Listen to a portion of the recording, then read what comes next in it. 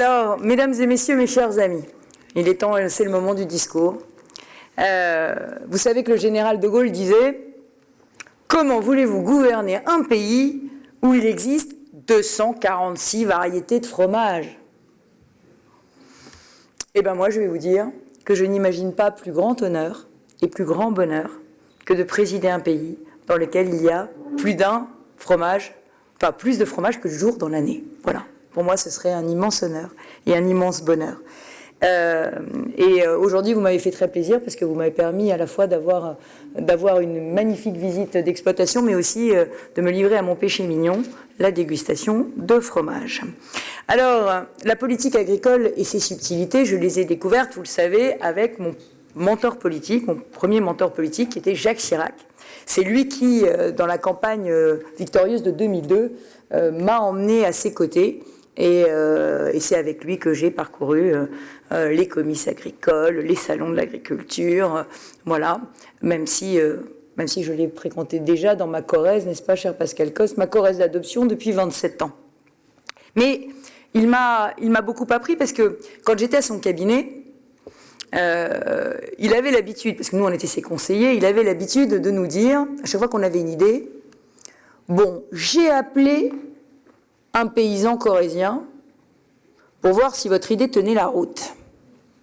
Et le paysan corrézien, il m'a dit ceci, il m'a dit ceci, il m'a dit cela, il m'a dit ceci, ça. Nous, on pensait que le paysan corrézien n'existait pas. On pensait que c'était une façon de nous dire votre idée, elle est parisienne, votre idée, elle est techno, votre idée, elle va pas marcher, etc. Et puis un jour, en vacances en Corrèze, je rencontre un habitant d'un village, un maire d'un village, paysan, et il me dit ah, j'ai eu le grand Jacques au téléphone. Donc en fait, c'était vrai. Il appelait un maire corrézien, agriculteur, pour avoir son avis sur les idées que lui donnaient ses conseillers parisiens. Et qu'est-ce que ça voulait dire au fond ? Mais ça voulait dire qu'il croyait au bon sens paysan. Et il croyait que ce bon sens paysan, ces valeurs de la terre, eh bien c'était des valeurs qui devaient inspirer tout le pays. Et moi, j'ai cette conviction.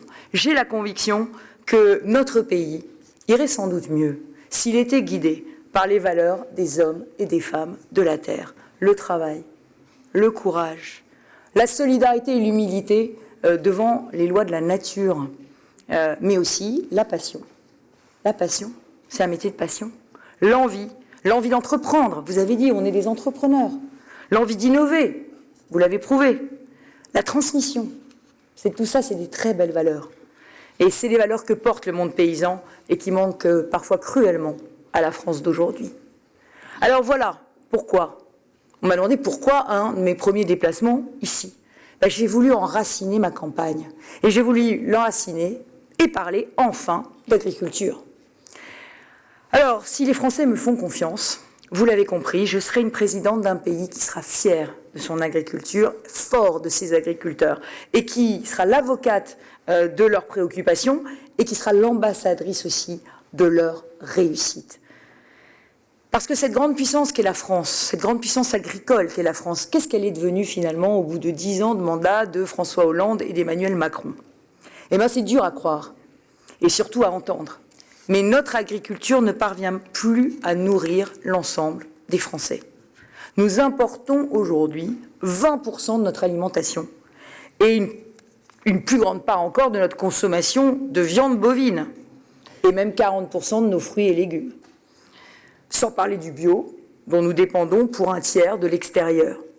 Nous perdons du terrain, restez assis, au sein même de l'Europe, pourtant régie par une politique commune qui avait été faite par et pour la France dans les années 60. Alors il est loin l'esprit initial du traité de Rome qui avait négocié nos pères fondateurs pour développer l'agriculture française. Alors il y a un symbole qui est aussi triste que révélateur, c'est sous le quinquennat d'Emmanuel Macron que pour la première fois depuis 1945, l'agriculture française est devenue déficitaire en Europe. Voilà, première fois depuis 1945. Et le gouvernement ose nous parler de souveraineté alimentaire ? La souveraineté alimentaire de la France, elle n'est plus. On l'a perdue dans l'indifférence quasi générale de ceux qui nous gouvernent depuis 10 ans. Alors oui, il y a eu beaucoup de promesses et beaucoup de beaux discours qui ont été faits aux agriculteurs. Je les ai entendus. Mais néanmoins, aujourd'hui, le constat, c'est celui d'un décrochage agricole de la France dans l'Union européenne. Pire, on exporte trop souvent des matières premières et on importe des produits transformés. Ça veut dire qu'on laisse la valeur ajoutée au palier de nos frontières et on ne l'ancre pas dans les cours de nos fermes et dans nos territoires. Alors, non content de voir la France déclassée en Europe, que fait le gouvernement à Bruxelles ?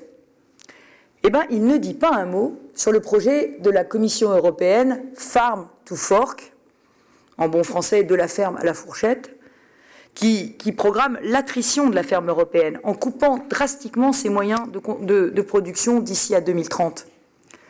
Le résultat, c'est que dans les 10 prochaines années, les études d'impact prévoient en Europe une baisse de la production de 12%, une baisse des revenus agricoles de 16% et une hausse des prix alimentaires de 17%. Alors nos concurrents mondiaux en avaient rêvé, eh bien Emmanuel Macron laisse faire. Les députés européens marcheurs ont voté pour le déclin de l'agriculture française comme un seul homme. Et c'est seuls nos députés PPE s'y sont opposés. Et pendant ce temps, qu'est-ce qui se passe dans le monde ? Eh bien, dans le monde, toutes les grandes puissances agricoles réarment leur agriculture, investissent massivement dans leur indépendance alimentaire et dans le pouvoir vert. Le pouvoir vert qui est un pouvoir très important, géopolitique. L'Europe est le seul continent qui fait sciemment une croix sur la capacité de nourrir ses propres citoyens. Alors oui, c'est une invraisemblable stratégie de décroissance alimentaire à laquelle nous assistons. Et il faut faire barrage à cette folie. Parce que nous avons perdu déjà assez de terrain sur les marchés mondiaux. Parce que la crise sanitaire a brutalement révélé notre dépendance à tous ceux qui ne l'avaient pas encore mesurée. Et parce que trop d'exploitations ont déjà disparu. Alors oui, il y a l'impérieuse nécessité de nourrir les Français. Il y a aussi l'impérieuse nécessité de stocker le carbone, de peser dans la géopolitique alimentaire, d'assumer nos responsabilités face aux famines climatiques. On parle beaucoup des questions d'immigration, mais les questions de famine climatique, est-ce qu'on en parle ? Et donc de préserver aussi notre force d'exportation de nos produits agricoles. Ce sont autant de motifs impérieux pour produire plus, produire toujours mieux, mais certainement pas produire moins.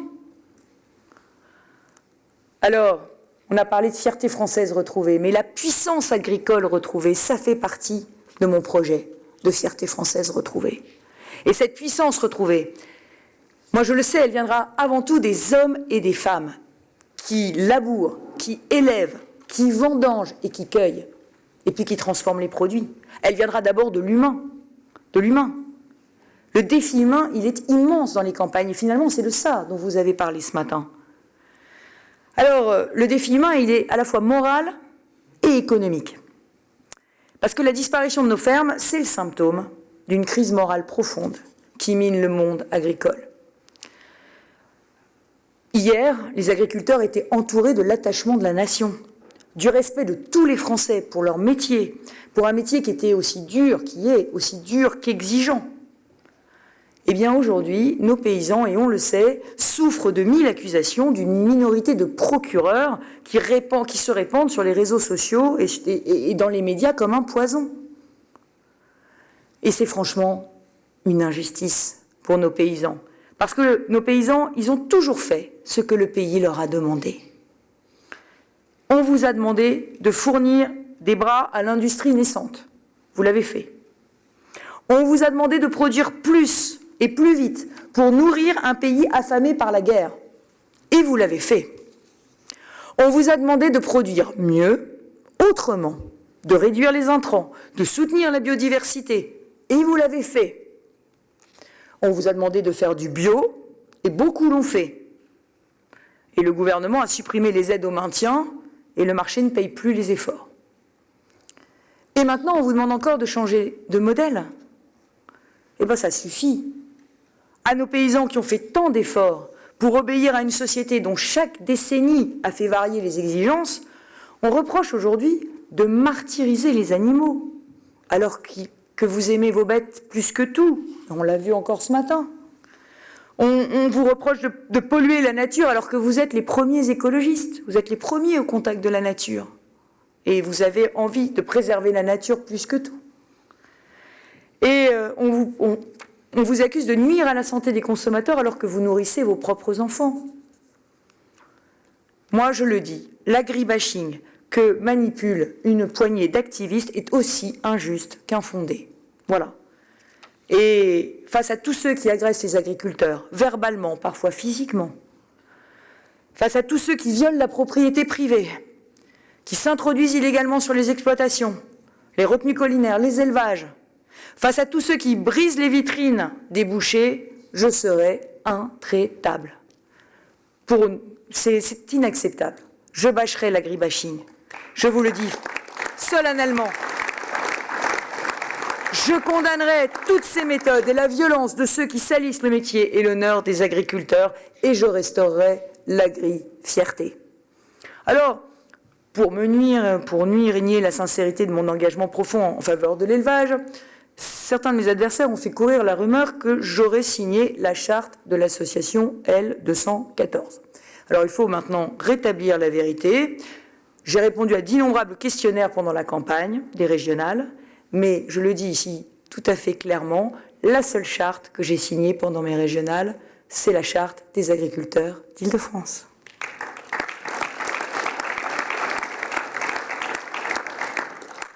Alors, pour restaurer l'agri-fierté, comment faire ? Eh bien d'abord, il faut rappeler au pays l'engagement qui a été le vôtre au pire de la pandémie pour nourrir les Français.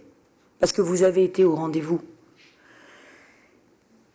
Mesdames et messieurs, ce malaise moral des agriculteurs se double quand même aussi, et il faut en parler, d'une crise économique qui laisse trop souvent un revenu indigne à ceux qui nous nourrissent.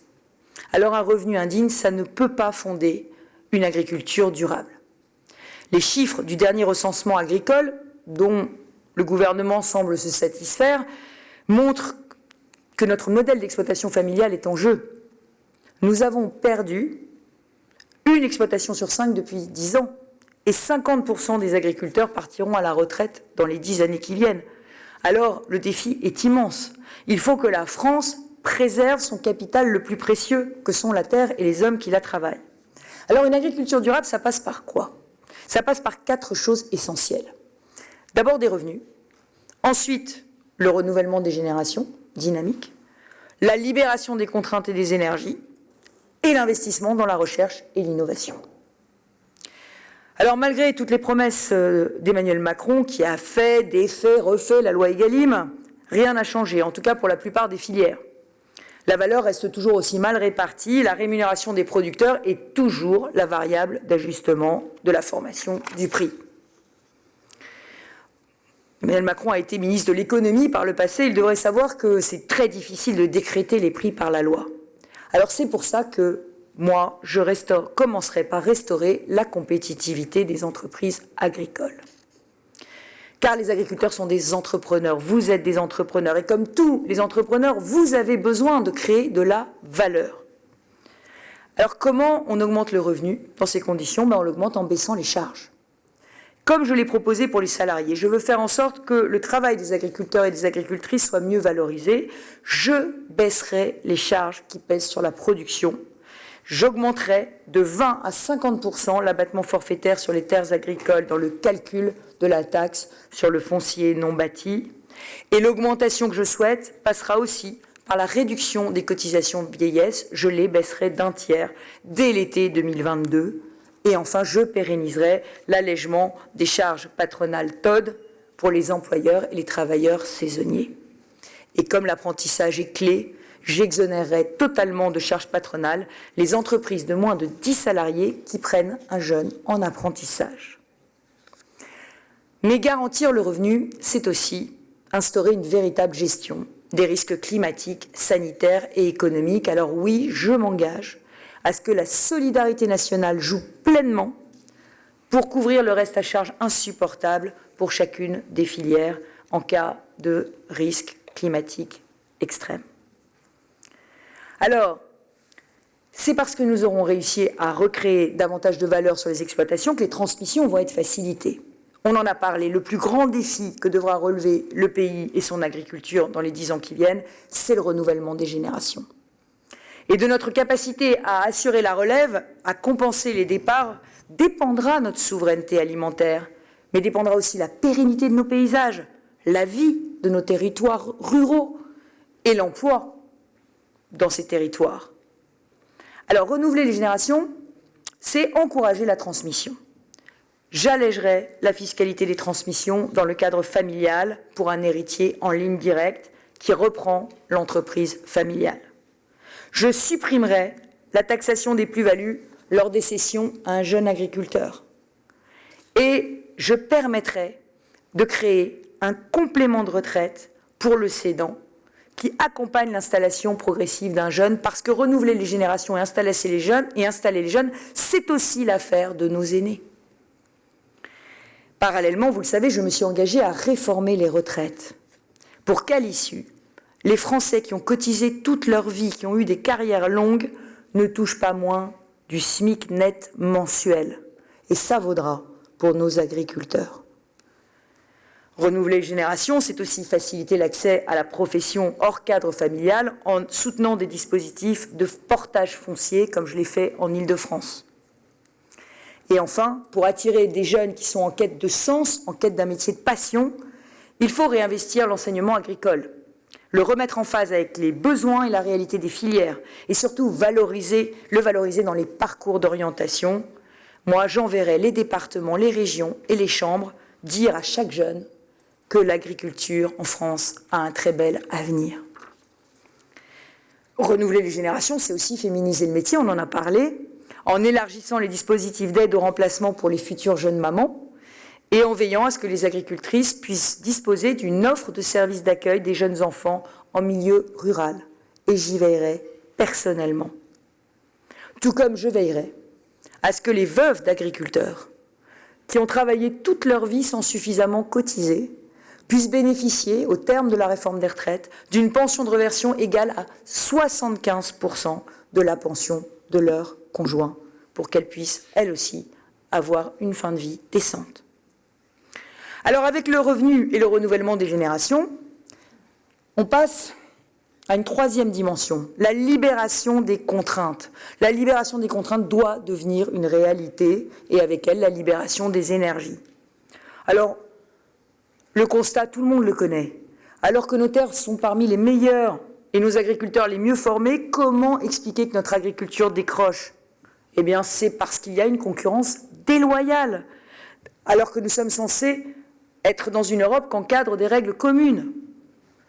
C'est le génie français de la surtransposition des normes européennes qui est responsable.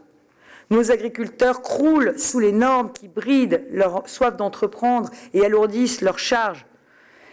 Et ces superpositions de contraintes sont souvent incompréhensibles, parfois contradictoires et rarement étayées de justifications scientifiques. Les agriculteurs les appliquent sans toujours les comprendre, les fonctionnaires les contrôlent sans toujours savoir pourquoi. C'est à peu près la situation. Et les interdictions changent sans arrêt, donc quelquefois vous vous mettez hors la loi malgré votre bonne foi. Je dis stop. Je dis stop. Emmanuel Macron s'était engagé à bannir toutes les surtranspositions de réglementations et de directives européennes. C'était juré craché. Et comme souvent, l'encre des promesses à peine sèche, elles ont été trahies. Depuis 10 ans, on demande aux agriculteurs de faire la course en sac pendant que leurs concurrents européens sprintent sans entrave. Alors moi, non seulement j'honorerai la promesse de ne plus jamais surtransposer une directive communautaire, mais je veux aller plus loin. Je m'engage à faire la revue systématique de tout le stock de réglementation française issu du cadre agricole européen dans les 6 premiers mois de mon quinquennat, c'est-à-dire avant la fin de l'année 2022. Et je veux que l'agriculture soit la première bénéficiaire de ce choc de simplification. J'ai parlé d'un comité de la hache qui viendra simplifier les normes pour toute l'industrie, pour toute l'économie française, mais je veux vous libérer de la suradministration qui vous étouffe depuis trop longtemps.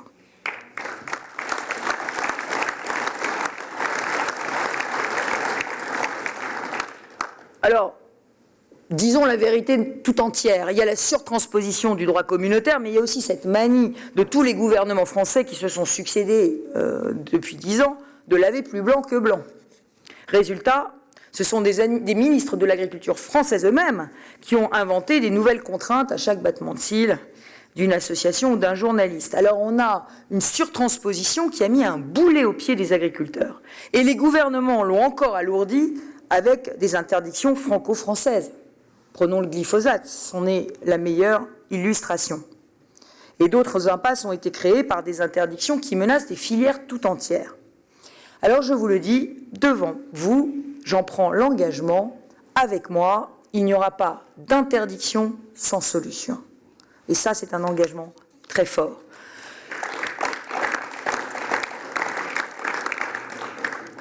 Et le choc de simplification que je veux pour la France, il doit concerner aussi les exploitations, les industries, grandes et petites, de l'amont et de l'aval, de l'agrofourniture comme de l'agroalimentaire. Ces entreprises, c'est souvent des PME rurales qui irriguent vos territoires et qui sont bloquées par les procédures d'installation, les normes de sécurité, les exigences administratives ou bien les recours. Construire en Allemagne, ça coûte 20% moins cher qu'en France et les délais sont 6 mois plus courts. Cherchez l'erreur. Simplifier, c'est mon alpha. Investir, c'est mon oméga. On a saupoudré, on a dépensé, on a aligné les chiffres, on a communiqué. Mais on n'a rien construit de robuste, on n'a mené aucune réforme structurelle, on n'a fait bouger aucune ligne. Les plans de filière écrits à l'arrache au début du quinquennat sont toujours sans effet et sans lendemain. Ces promesses non tenues sont particulièrement graves pour notre élevage, qui reste irremplaçable pour garantir une activité agricole et même une activité tout court dans bon nombre de territoires sans alternative agricole.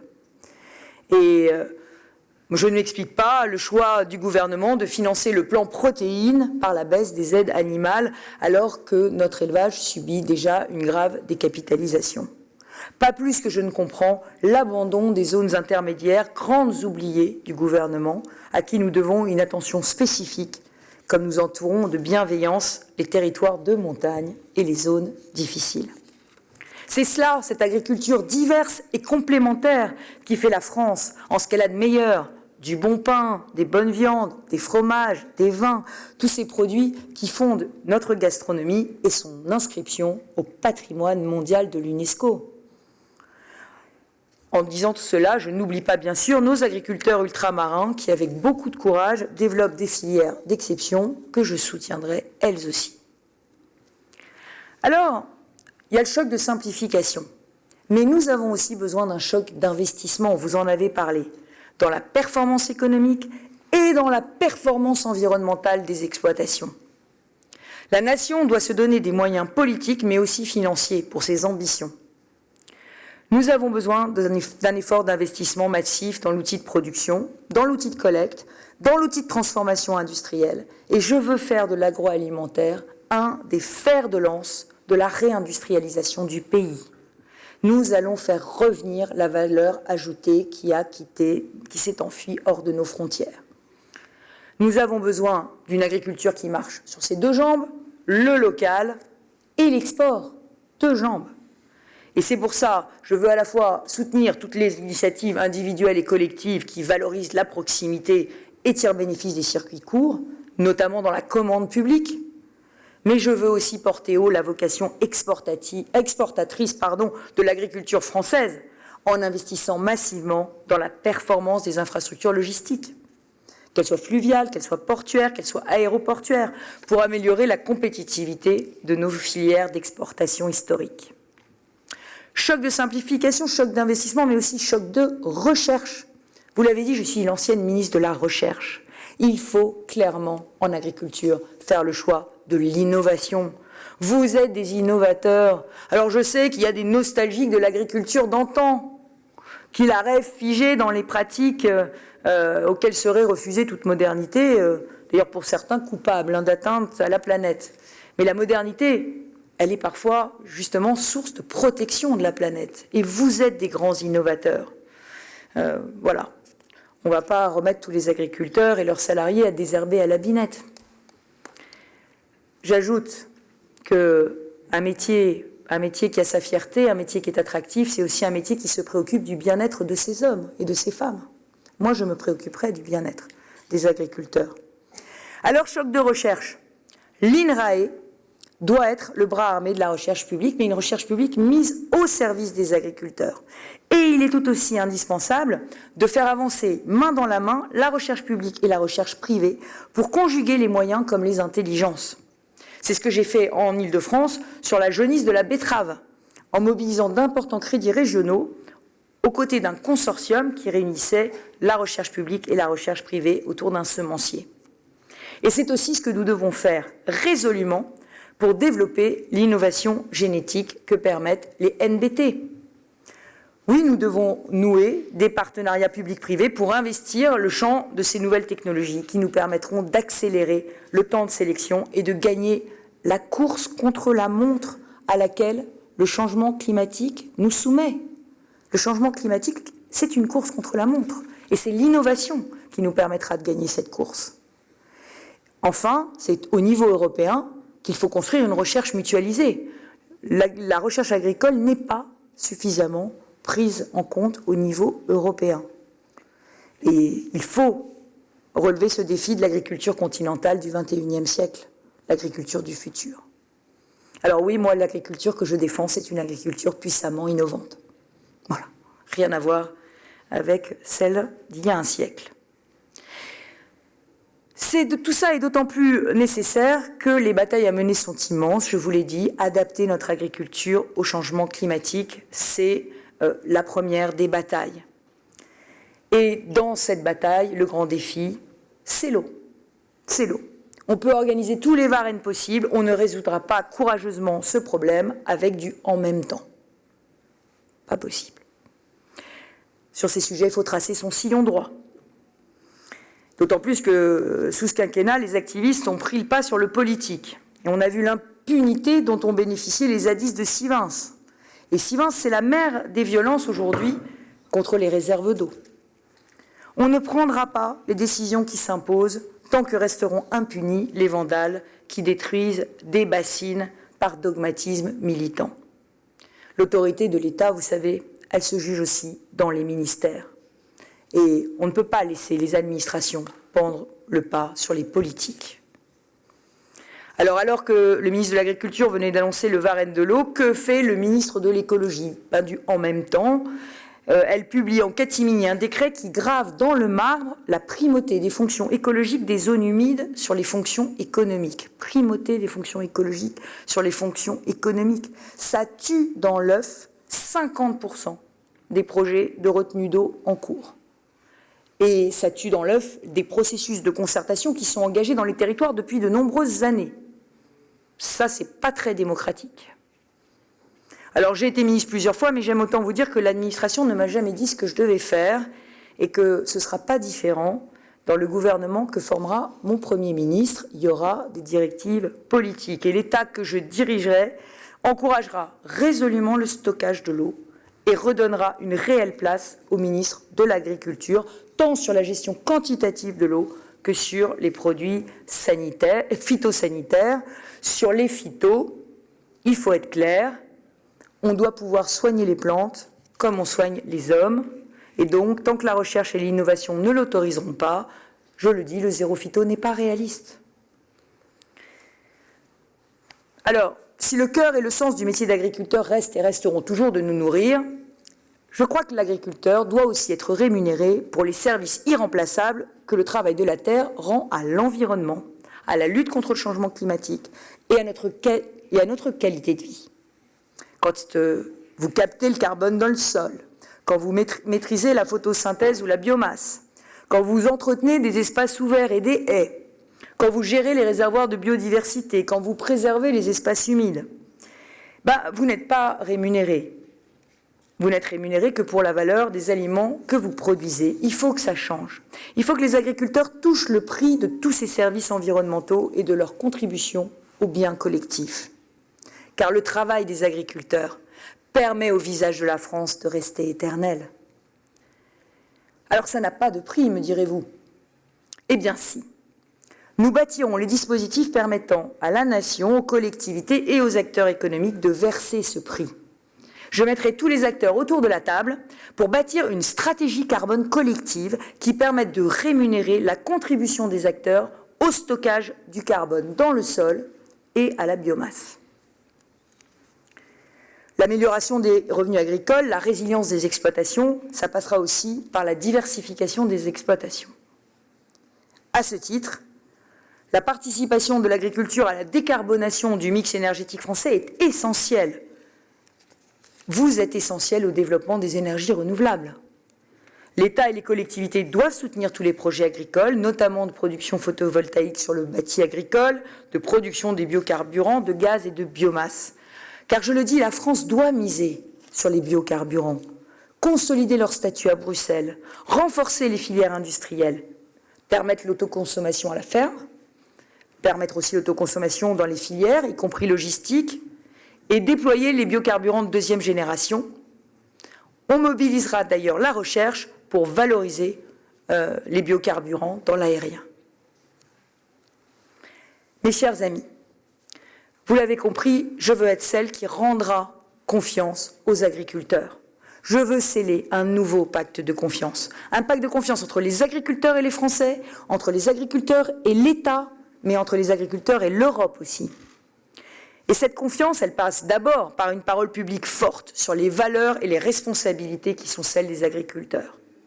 Cela passe aussi par des manifestations d'amour, des preuves d'amour. Je pense que vous préférez encore des preuves d'amour plutôt que des déclarations d'amour. Des preuves d'amour de la nation à ses agriculteurs et ailleurs qu'au Salon de l'agriculture une fois par an ou dans quelques déplacements orchestrés chaque année. Le respect des paysans et l'attachement à la terre de France sont là où on ne l'a pas. Et moi, cet attachement, je l'ai.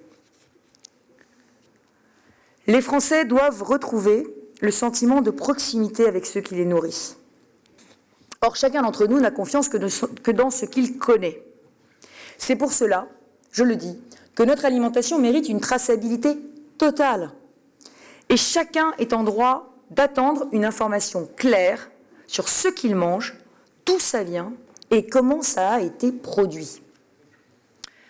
Nous avons hérité de la crise de la vache folle l'étiquetage de l'origine de la viande, mais il est encore refusé sur le lait par la justice.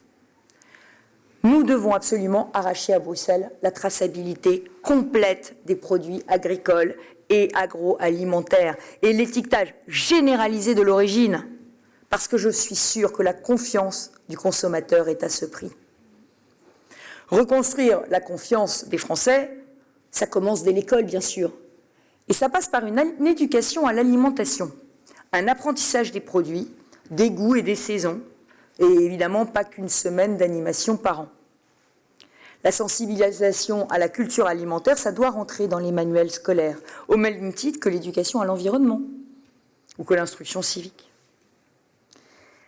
Moi, je veux construire une vraie politique de l'alimentation et une politique sociale où la qualité est accessible à tous. Alors depuis 10 ans, on demande aux agriculteurs de monter en gamme encore et encore. Le risque, c'est de glisser vers une alimentation à 2 vitesses, où l'excellence française serait réservée à ceux qui pourraient se la payer, et où les autres n'auraient accès qu'à des importations à bas prix et à moindre qualité. Ce modèle-là, d'une agriculture et d'une nourriture à 2 vitesses, je n'en veux à aucun prix. Je veux que tous les Français aient accès à de bons produits, je veux que tous les Français aient accès aux produits de notre agriculture, à la cantine, à la maison, dans la restauration commerciale. C'est pour cela que je réformerai les règles de la commande publique pour privilégier et sécuriser le recours au local dans l'approvisionnement de la restauration scolaire, hospitalière, administrative, comme je l'ai fait dans ma région. Alors avec Egalim, le gouvernement impose aux maires et aux régions 50% de produits de qualité et durables dans les cantines scolaires. Bah oui, mais moi ça me gêne, de qualité et durable. Parce que, est-ce que ça veut dire que la production locale n'est pas de fait de qualité et durable? Moi, je considère que tous les produits français sont de qualité et durables parce qu'ils respectent des normes qui sont les plus exigeantes et sans doute les plus exigeantes du monde. Alors non, moi je préfère pas qu'on nourrisse nos enfants avec des produits importés étiquetés durables, plutôt qu'avec des fruits, des légumes, de la viande et du lait produits dans leur région et qui respectent nos règles sur l'environnement et le bien-être animal. On marche sur la tête. Alors oui, retisser la confiance avec les Français, mais il faut aussi retisser la confiance entre les agriculteurs et l'État. Et pour que cette confiance soit de nouveau possible, il faut que l'État redevienne protecteur. Bon, je sais que le président aime parfois ennuyer les Français. Mais le ministère de l'Agriculture doit passer d'une administration systématiquement de contrôle à une administration de service et de proximité. Parce que le nombre d'agriculteurs a baissé, mais je vous rassure, hein, le nombre de fonctionnaires affectés à l'encadrement et au contrôle des exploitations, lui, il ne baisse pas. Hein. Donc renouer le lien de confiance dans l'État, c'est aussi faire respecter les processus démocratiques auxquels sont soumis les projets agricoles et agroalimentaires. Voilà. Notre pays a besoin de voir se réaliser les initiatives et de sortir de terre les projets créateurs de valeur dans les territoires. Aujourd'hui, réaliser une construction, une extension, même une mise aux normes, ou même une amélioration du bien-être animal, implanter une usine de transformation, c'est un parcours du combattant, face aux manifestations, face aux normes, face aux recours, et même parfois face aux violences. Et je crois que c'est une véritable asphyxie du pays, et il faut en sortir. Enfin, renouer la confiance avec l'État, c'est faire respecter ses décisions. Sur les ZNT, sur Natura 2000, sur la chasse, jamais un gouvernement n'aura été autant démenti par la justice. Sur tous ces sujets, il faut redonner la main au territoire. Et puis il faut sortir de l'uniformisation des textes. Voilà. Et sur les grands prédateurs, là aussi, il faut protéger un certain nombre d'espèces, mais il faut aussi reconnaître aux éleveurs le droit à la légitime défense quand les troupeaux sont attaqués. La dernière confiance que je veux réinstaurer, c'est entre les agriculteurs et l'Europe. Il faut le dire, la France a déserté les couloirs de Bruxelles. Nous avons perdu notre influence là-bas. Le directeur général de l'agriculture, le très puissant DG6, a toujours été français. Eh bien, il ne l'est plus depuis 10 ans. Désintérêt, naïveté, manque de vision. Moi, je vous laisse choisir. Mais moi, je tournerai la page d'une diplomatie française qui n'a pas protégé les intérêts des agriculteurs français et qui a laissé nos concurrents garantir l'avantage des leurs. Je veux que la France soit de retour, qu'elle défende sa vision d'une agriculture européenne forte, durable chez elle et conquérante ailleurs. Et évidemment, ça veut dire que la France se battra. Qu'elle se battra pour exiger la réciprocité des standards de production avec nos partenaires commerciaux. Voilà. Le Mercosur a des décennies, mais entre-temps, il y a eu les accords de Paris. Je veux que la France se batte pour interdire l'entrée de produits qui ne respectent pas nos normes ni notre traçabilité et pour garantir la pression des contrôles communautaires aux frontières de l'Europe. On ne peut pas accepter que 15% des produits importés des pays tiers, produits alimentaires importés des pays tiers, ne respectent pas nos normes européennes. 15% dans nos grandes surfaces. Alors, il faudra instaurer des clauses miroirs sociales et environnementales, et ça relève simplement du bon sens. En un mot, je veux qu'on remette un grand P comme politique à la PAC pour redonner une vision, une ambition et du sens à l'un des fondements de l'aventure européenne qui est en train de perdre tout simplement sa boussole. Un grand P à la PAC, un grand P comme protectrice de nos paysans. Et puis je veux que la France se batte aussi pour que la PAC reste fidèle à son C. C comme commune, garante de la concurrence loyale entre les différents pays sur le marché intérieur, comme de sa capacité à amortir les chocs. Je veux que la France se batte pour créer une vraie taxe carbone, pas une taxe carbone rikiki aux frontières de l'Union européenne. Et je veux qu'on rétablisse l'équité environnementale de nos échanges. Mesdames et messieurs, pour moi, l'agriculture, c'est pas un secteur comme les autres. C'est pas une monnaie d'échange. Et on doit la préserver de ces accords internationaux déséquilibrés parce que notre souveraineté n'est pas négociable.